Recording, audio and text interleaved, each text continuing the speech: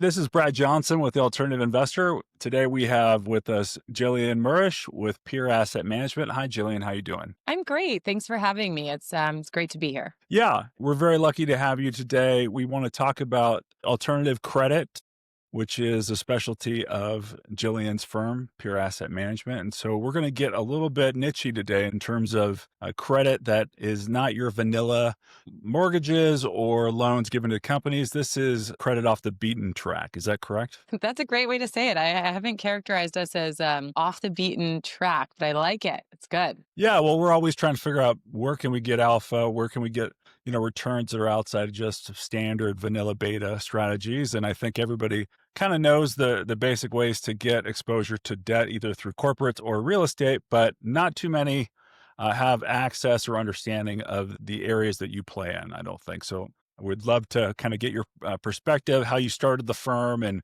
why you chose niche credit to begin with. Absolutely. The genesis of the firm started back in 2017 when my partner, Connor New, approached me. We had known each other in the industry for a while, and we had both been in alternative credit in different capacities. I was on the operator side running these lenders that were doing alternative lending. And then Connor was on the investing side buying loans that the firms that I was running were producing. So we sat on opposite sides of the market and saw the world in a similar way. It was 2017. Yield was really hard to come by.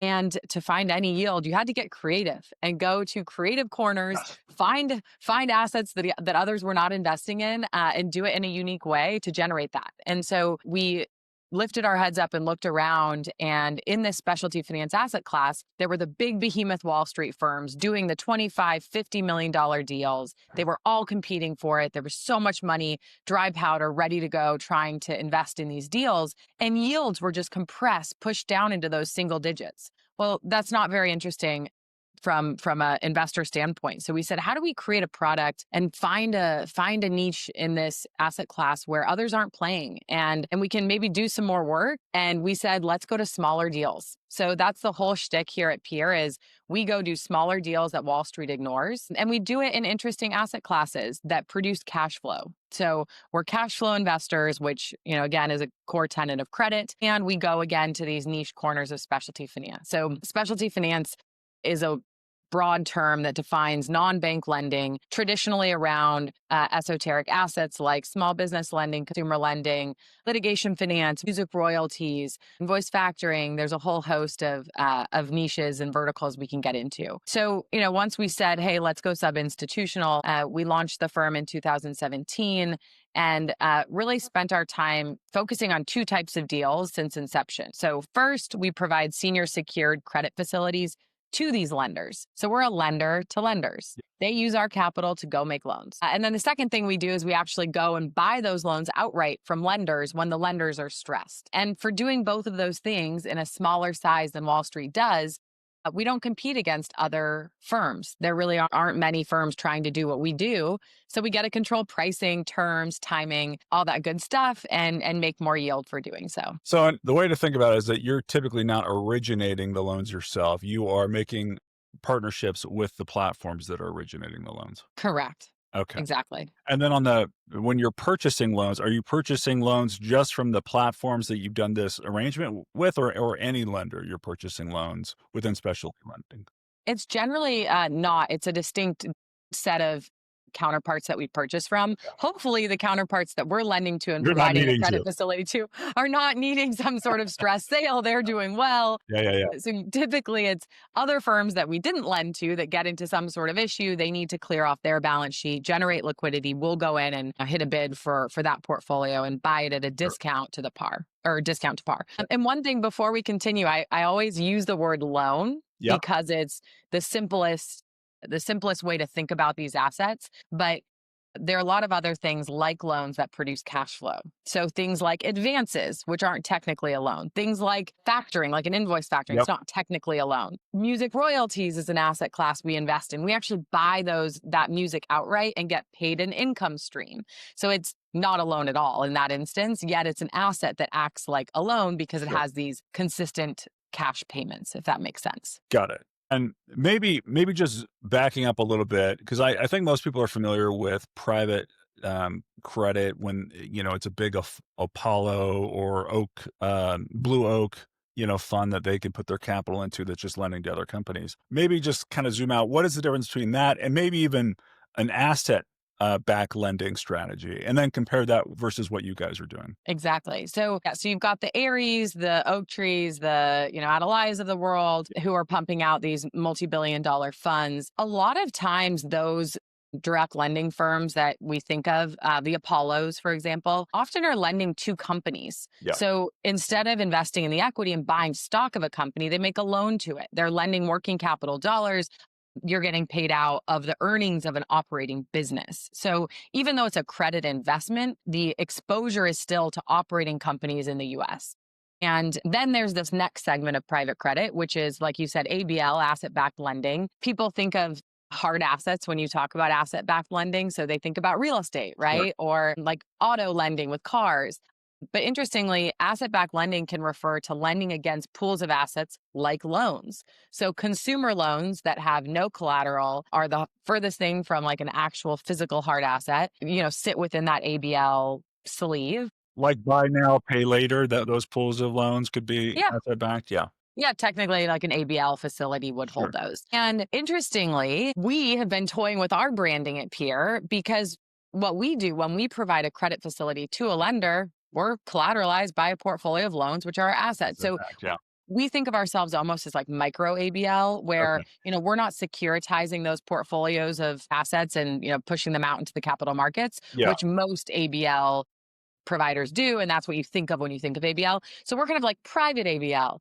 Um, and we don't, push those out into the securitization market because we're doing these small sub $25 million deals. Got it. Got it. So you're not doing large commercial airliner leases.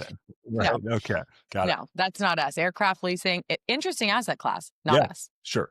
Understood. Well, I mean, we love to play in the niches. We always have. Just something that excites us, and I think our clients get excited about it too. Maybe chat about the unique differences or like the unique challenges that you end up having to deal with that enables you to earn the differentiated returns versus more standard credit. So, I'm like, what's the laundry list? I think of the things that we go through to play in this space. So, there's a segment of what we do that's been around for a long time. So, for example, consumer lending is an area we invest in. And you can think back to credit card debt, even in the 90s. There's a very robust public market around credit card debt, for example.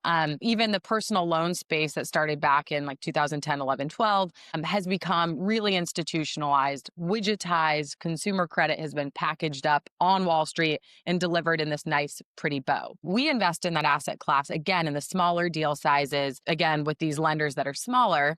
And by working with those types of lenders versus the big rated firms, so you're dealing with things like data integrity. Okay, when we get a package for an investment, it's not pretty in a bow. We have to go in and say, okay, let's validate that this loan tape we have, it makes sense that all the rows are calculating Sure. correctly. Let's go to the loan servicer, get the servicing report, and validate that that matches the internal files we're being sent.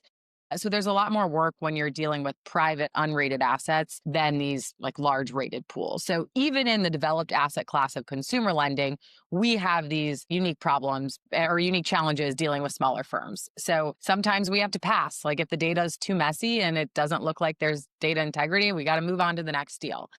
So that's something unique to us. Then there are When less. you say loan tapes, it's basically Excel file with all the data from the individual loans usually. Exactly. Yeah. Big exports from whatever loan management system they have in a Yeah. CSV or in an Excel Sure. file. Got it. Then there are less developed asset classes like music royalties that we are heavily involved in. And in music, just in the last few years, the big rated securitizations have started in Wall Street. So it's a bit earlier in this asset class. You're still learning which service providers are the best, which auditor really understands the asset the best, which valuation agent has the most up-to-date models that can, really inform and be that thought partner with you on valuation. Whereas all that's already really established in something like consumer. And so music is fun. We're kind of on the forefront. It's a bit earlier in that asset class. And so we get to be, building those resources with other investment firms today. And that's how it felt back when we were in consumer in, 2013. Understood. sticking on royalties, my preteen daughter told me that Taylor Swift got her music back, and I guess that means that she purchased, I guess, the rights to the royalties, right, of her individual masters. So maybe kind of equate that to what you guys are buying, or just, expand on what you're focusing on within royalties. Sure. So at the basic level, it's fun to explain how this asset class works. Yeah, So if you humor me, I'll take 2 minutes on that. take as much as you want. So, when a song is created, there's a singer, a guitarist, for example, there's the producer, there's the record label. All of those people who work together to create a song get a cut of the revenue associated with that song on a go forward basis, Yeah, right? There's intellectual property that you create when you create a song. And it's split up amongst all the people who created it, right? So the singer gets a cut, the guitar gets 5%, the record label gets 10%. Those are all owners of this. And every time a song gets played on one of these big DSPs, that's a digital service provider. So streamer. YouTube, Spotify, Apple, Okay, anytime a song gets played, the owners of that song get paid. And it's a very complicated, not easy to explain formula for what the exact amount you get paid is. So I'll leave that on the table and not go there. But the more your song gets played, the more you get paid. And so Taylor Swift, when she created music, there were probably a handful of owners at the beginning on whichever catalog she purchased or she sold. At some point, I can't remember the history of this exact buyback, what happened to those in the early years, but they were owned by other institutional investors. She went and said, hey, I want to buy every ownership share out of anyone who owns these and take them myself. Buying the master is what it's called. So she yep, went and bought the master. So now every time those songs are played, she gets paid and only she gets paid. And so that's, artists, there's a unique component in this asset class compared to every other type of investing we've been involved in, where music is emotional, it's art. There's so much more there than simply the numbers. And so as an investor in music, we have a very specific strategy where we actually are not trying to find the next Taylor Swift. sure. There are a lot of other music firms out there that say, we're going to find the next Taylor Swift when she's Yeah, yeah, early songs new and make her really popular. We are cash flow investors at Pier. We are not music executives. And so what we do is we actually look at older music. So we look at songs that have been around for 2 years to 10 years in history is our sweet spot. And interestingly, music, like when a song is made on day one, the song makes the most revenue it'll ever make, typically in the first year of its life. Then the amount of revenue it makes drops off a cliff until 2 years after a song has been made. From years 2 onward, those people who are still listening to a song 2 years after it was created are going to just keep listening to it for a very long time. If you stick around and you're a super yeah, fan that's to that interesting. Yeah, music, yeah, yeah. it's just sticking around. And so we like to buy music when it's been established. Like, what's that baseline revenue a song produces for the long run? Who's sticking around and listening to that? So we buy that music and we don't try to make it more popular. We simply look at the cash flows. Oftentimes, we're not listening to the music. Like the first thing we do when we get a tape in of music is, or when I say tape, I'm talking like actual distribution reports with the numbers. Yeah. We don't actually listen to the They're not music. using tapes anymore to send you Yeah, their we're not MP? using tapes around here. But You're high often tech we, up here, yeah. yeah, like that later that day or that night, we're like, oh, we should listen to what this is. And it's funny how opposite we are. We are finance cash flow investors through and through. That's who we are. And that's how we attack this. And so it's really, important for us to be delivering something that is of value to the ecosystem. So what do we do different? We would never be buying the big Taylor Swift album at some really high price. Sure. We support independent artists, smaller artists. Again, we play sub-institutional size where we buy $200,000 to $5 million in size catalogs instead of the 100 million banner catalogs that we all read about in the Wall Street And when Journal. you say catalog, do you mean it's a pool of artists, or is it that the catalog of that one individual's artist music? A catalog can refer to all the above. So Mhm. a catalog could simply be a collection of songs of an album of one artist. Sure. We've purchased a catalog from a record label, for example, that included a number of gospel artists and albums. Yeah. And so it can be a mix, and it really depends on the seller. And so that's important to us, is that we're supporting the indie artist ecosystem. And we can buy from all sorts of owners. As I mentioned, you can have the record label own a piece, the actual singer own a piece. Yeah. And so we bought from a lot of those different counterparts. We've looked at deals from descendants of a band from the 80s or 90s, like the descendant who owns Got those it. Yeah. rights to the royalties. And yeah, it's interesting watching the trends of who sells. But like right now, record labels are having a really hard time making it Sure. because artists are going direct to their fans through these digital. Or just touring. They're just it seems like all the money's being made on tours these days for some of these groups. Exactly. And so, it's hard to be a record label. So we're seeing a lot of smaller record labels who are being managed by older people who are looking at how do I retire? And the way they retire is selling their catalog of assets they own, which is music. And so we've looked Sure. at a bunch of those deals and feels good to support the ecosystem that way. Awesome. And why not beyond 10? Does it just get crazy because those are the Lindy type of songs that are just never going to be affordable or cheap or a good value? Yeah, so the big funds, there's a handful of funds who've raised multiple billions of dollars who securitize portfolios Oh, and wow. send those assets out into the market that way.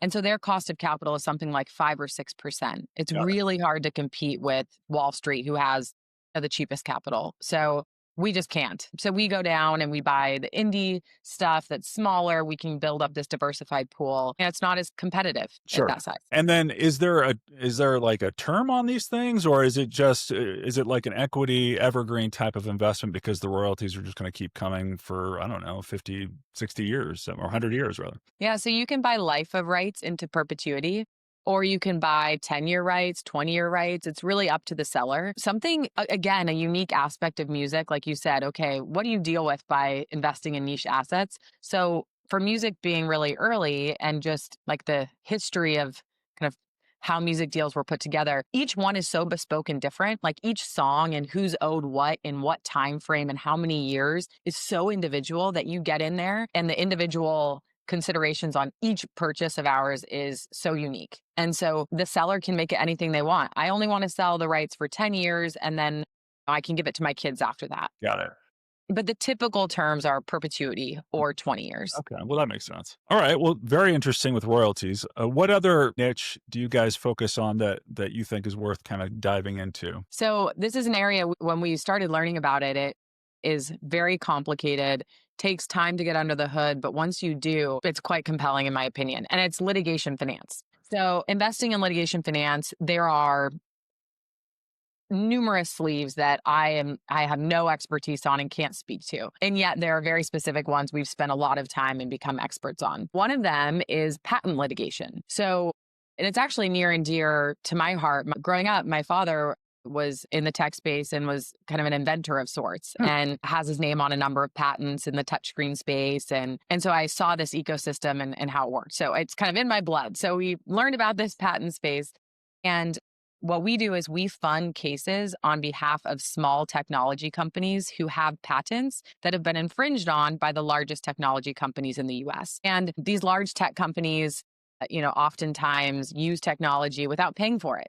Yeah. And the small tech companies don't have the resource to go and sue and go up against one of these large public companies. And the average cost to litigate on this is between $8 and $10 million. So imagine a small tech company who's used all their money to Yeah. R&D this and get a patent. We got a patent, we've made it just to have, an example that's public was Apple on the watch infringing on a small tech company's pulse oximeter. So Hmm. measuring oxygen, oxsat Okay. in your blood. Got it. And the owner of the patent went, and it was interesting. Usually these settle. So, you Sure. spend the $8 million, you go and go up against one of the big tech giants. And the tech giant says, you're right, we did infringe and now we'll pay up. Sure. And they pay some big settlement and it's never public. And that's how it goes. It's a great investment, right? Because these companies sell huge amounts of units that are infringing on a patent. And the way it's calculated is as a royalty rate, like, hey, you should have been paying this much per unit to the patent holder. So these settlements are quite outrageous in size, typically. But we don't hear about them because obviously confidentiality is part of those. But this case that went public was a case around just morality and what's right and wrong. And the owner of the patent was so Did steadfast in you wanted to saying, see it through? yeah, he wanted to see it through and he didn't take any sort of settlement. And ultimately, Apple had to pull all watches off the market that included his pulse oximeter technology. And No, they I didn't know that. just re-released a new Apple iWatch or a new Apple Watch that uses a different type of technology to achieve the same data point. So it's fascinating. So So he won, but was that a good outcome from an investment standpoint? Backing if somebody No, was backing no. that guy? Yeah. No, so a It took too screening. long. So yeah, so we work with a litigation funder who's one of their screening criteria is like unemotional, financially motivated. Yeah. Like that is Yeah. if you have to be Yeah. financially motivated. Yeah. And for Are you us, going to tie yourself on the tracks and wait this yeah, one out, or would yeah. you like to get paid? Or you're just trying to make the money that was rightfully yours for this invention. And Totally. for us, we don't work with patent trolls who buy up these small patents and then go try to sue the big guys. It's truly founder owned patent technology that they created in their small business that is infringed upon. And oftentimes it's something as egregious as we started down a partnership with XYZ tech company. They ended up not doing the joint venture with us, stealing the technology and commercializing it, not paying us. And so this is an area where I'm always fired up when we're investing in this asset class. It's like something I feel really passionate about is protecting these small businesses and inventors. No, that's great. Yeah, I mean, the case that I remember just from school was, I think it was Replay TV and TiVo, where they Mm, basically just took Replay's TV ability to record a show live, mm, and it was one of those that was stretched out for, I don't know, a decade. So mm. it probably wouldn't have been good from an investment standpoint, but they were in the right, and I think they ultimately won. And the ingenuity and Yeah, creativity of our country, like the whole entrepreneurial spirit and what we pump out to the world in terms of new technology and advancements as a society, like is because of this amazing ecosystem we have in the US yeah, and the legal rule of system. law. Yeah. And if the rule of law can't be tried out because of cost, it's not effective. And that's where litigation funding comes in to say, hey, like we'll come in with the money and actually keep the integrity of this ecosystem in place. Well, that's interesting because from an underwriting standpoint, I just because I've looked at the strategy before because we like income strategies that are unique. And um, I just could never get comfortable with like how am I actually underwriting this strategy? Clearly, I have no idea what these cases are or what the likelihood of one of them is going to settle. So I guess you're just having to bet on the horse, the actual operator that is taking on these cases. But from the perspective of patent law, how is that? How do you get comfortable? How is that different for you? hmm so really quick on this specific asset class and litigation finance, we love it because the duration is short. So Mm, typically cases are settled in 18 to 24 months. yeah, So you can work with funders. So we work with a funder who has been in the space. And so you can see things turn faster than something like mass tort, where it's a 10-year okay, turn. yeah. Something like pre-settlement personal injury, you can have faster, sometimes like 1 year, sometimes 3 years. So you can see, how do these funders perform and are they picking the best cases? But the most important thing when picking a funder, you said betting on what horse, like who's actually doing the diligence, is looking at the way they structure the incentives for the lawyers who are working the cases.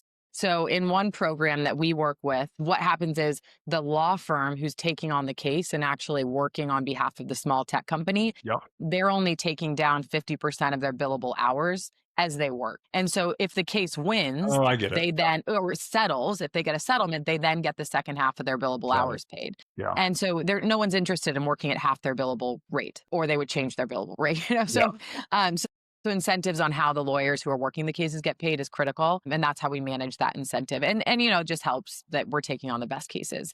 And then third, you have to look at the reputation of the law firms that are doing the cases. So in IP litigation, there's top 25 firms. You can drill down and see what's the success rate of specific lawyers within firms. That's another way to start diligencing the success of these. And then lastly, I think it's important in the litigation finance space specifically because there are binary outcomes, which is very different than most other asset classes we invest in. Music is not binary. Like Sure. it would be very odd for a song to like never be played again in history and you make $0.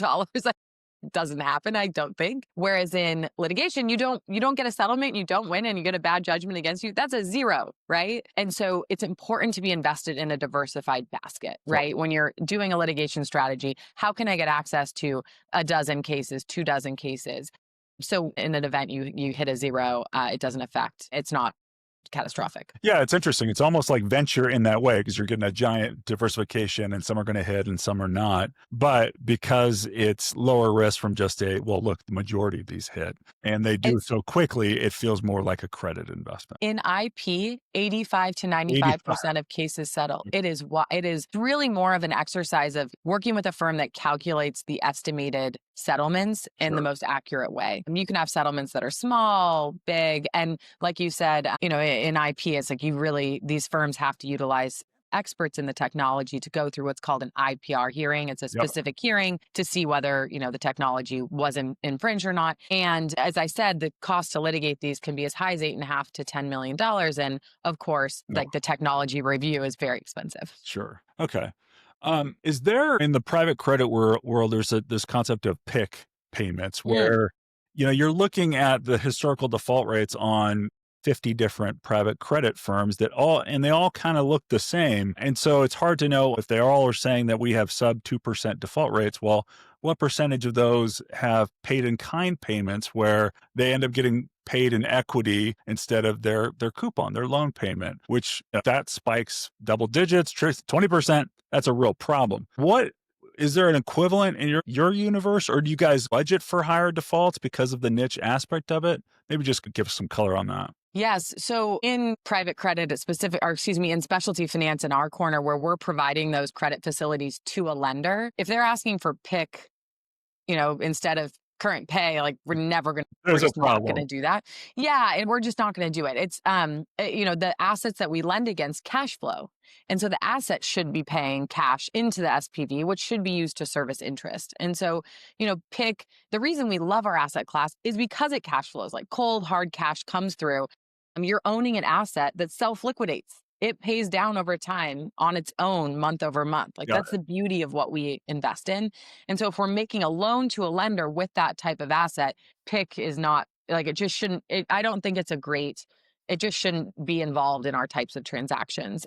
There are certain types of, there are certain assets that are like balloon payment at the end. And so for that type of asset, like maybe you would need to do a PIK type payment in the interim. That carries a lot higher risk. There needs to be much lower advance rates, other mechanisms. We have done, I'm thinking of one PIK transaction that we've done, and the asset warranted it. And there were a whole other kind of crop of mitigants, like very low advance rate, much higher collateral, this and that. But, we do 20 deals a year. We've been around 8 years. So to say we've done one tells you Got how it. infrequent it makes sense. I think it just doesn't make sense when you're investing in cash flowing assets. Why would the borrower against those assets not deliver cash through to the lender? Understood. And then, but because the margins are presumably higher in smaller deals, are you able to tolerate a higher default rate than might be typical for like a double B bond or that world? Yeah, so it depends. When we do these smaller credit facilities where you could kind of equate it to a big ABL, right? It's a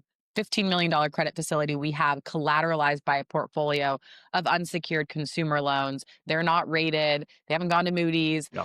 We're in maybe at a 75% advance rate against par on those loans. Whereas if you took those same loans, same type of personal loans that were originated by a huge originator and they were put into a securitization, like the securitization will typically take it all the way up almost to 100, like 98, and you have that small equity stub.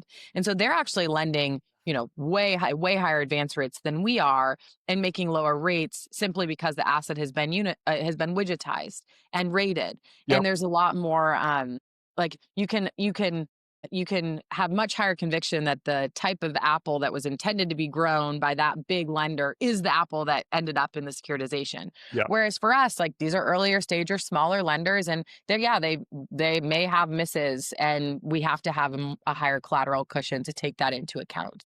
So when you say advance rate, that's the equivalent, just to equate it back to real estate Mhm. for most of our listeners, that would be the equivalent of like an LTV on a property. Okay. Correct. That's your margin, basically, a margin of error initially when you're making a 75% advance rate, you feel pretty good about that cushion. And so we're conservatives. So we say 75% on the par value of the loan. So say Yeah, you make $100 worth of loans, we would lend $75 against that. sure. Those loans pay a 20% interest rate. So really 120 is what your collateral base is, and we're in at 75. So you can also look at the types of deals we do as look at an effective advance rate, which is much lower. But you obviously have to take, okay, what's the interest payment? What are the defaults? Maybe you get to like 115, Yeah, and we're in at 75. understood. So Still feels pretty good. yeah. But then what is the duration like in this world for term? Mhm. You mentioned some of these happen faster in the litigation finance can be 1 to 2 years, but what about just broadly across your asset classes? So deals we've done in the last 6 months, invoice factoring, 30, 60, 90-day invoices. That's the duration on the underlying portfolio we lend against. We have a 12-month credit facility collateralized by 30, 60, 90-day invoices. And if we had to say, hey, lender, you've breached some covenants or you're shutting down, and we own that portfolio of assets, we'd be liquidated in 45 days, on average, or most of the capital would be out.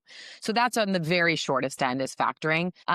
And then, yeah, litigation finance can be some of our longer dated assets, like 18 to 24 months is pretty long for us. Our sweet spot is 12 months. We do 12-month installment loans in the consumer space.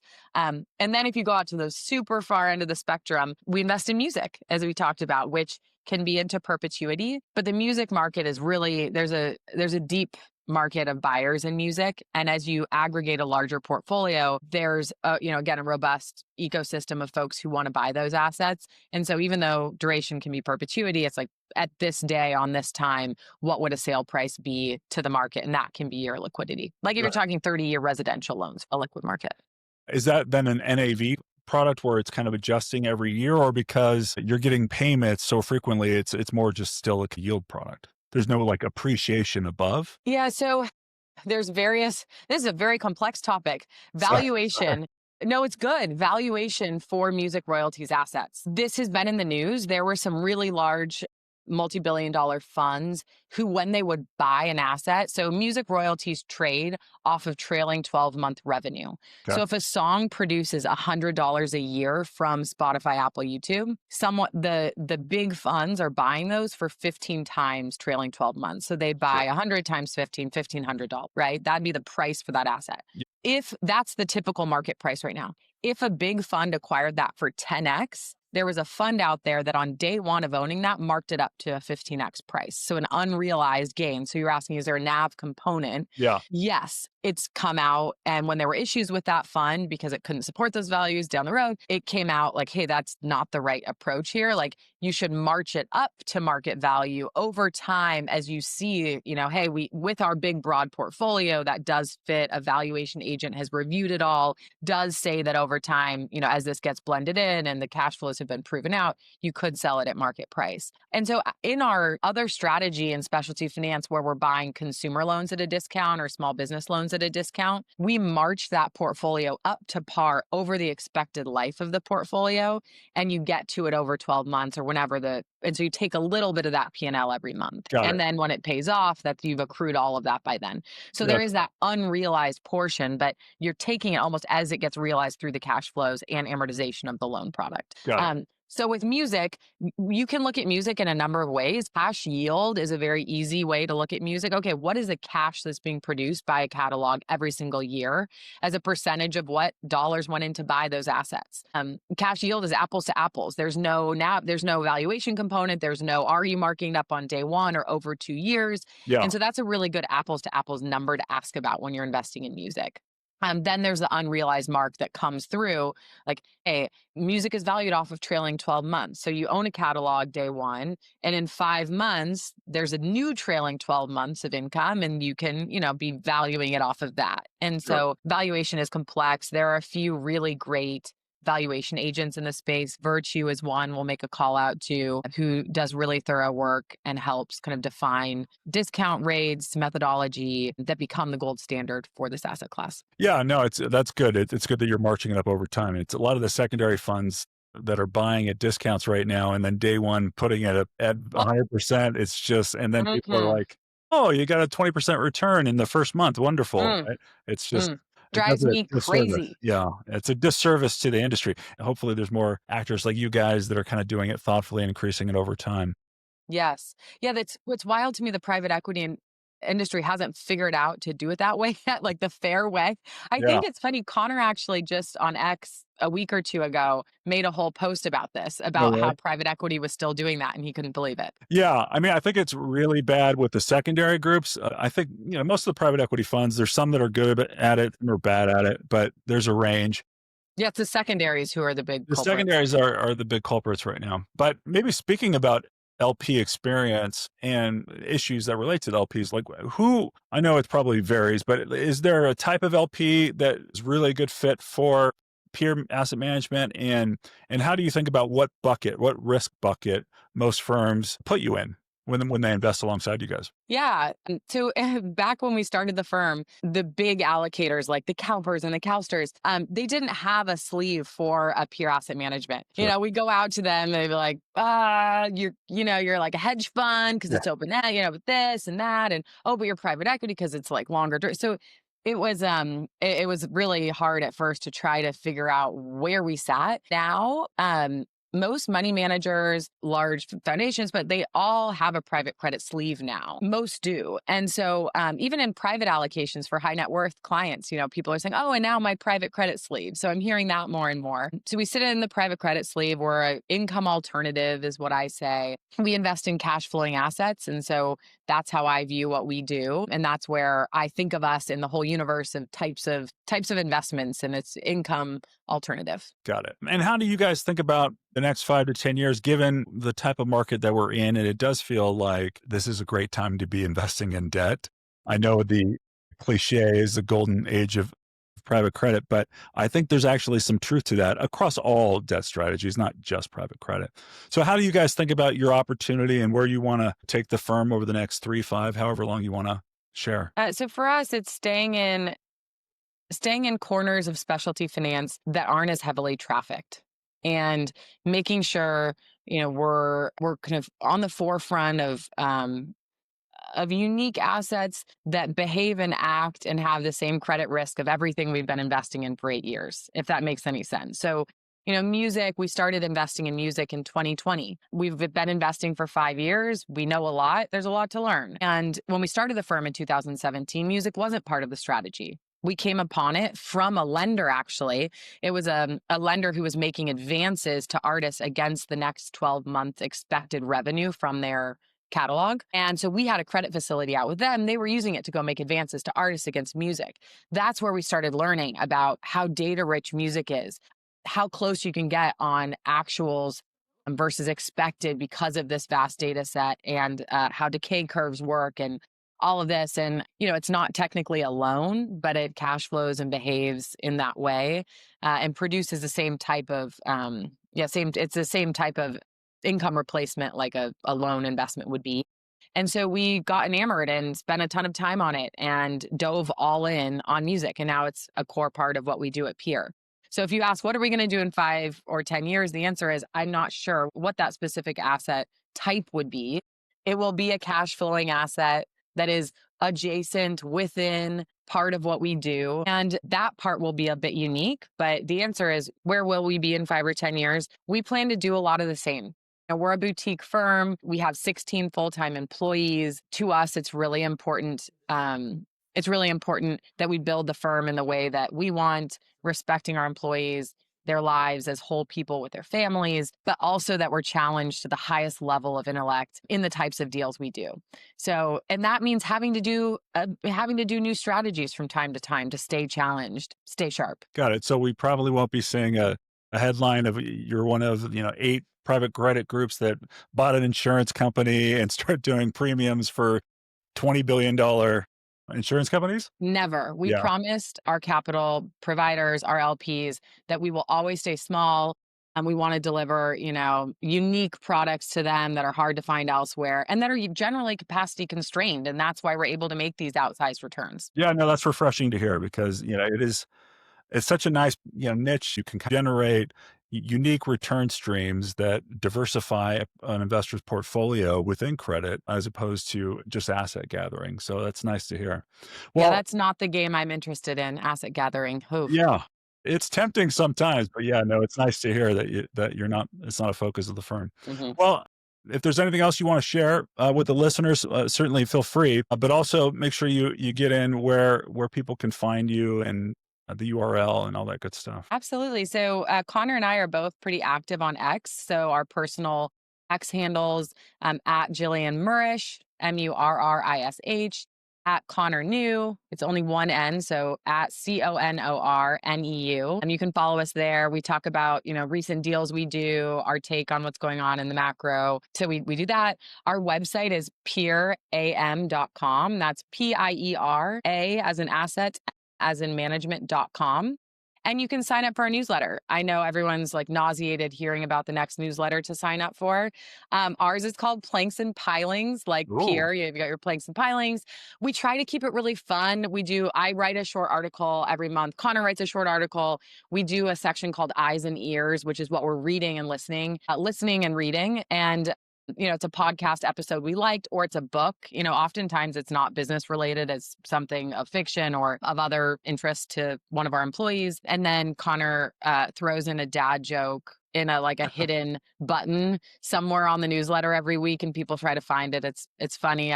I've been hearing these dad jokes for too long, so I don't go and hunt for it on the newsletter. Oh, But I love the other people dad like joke. to.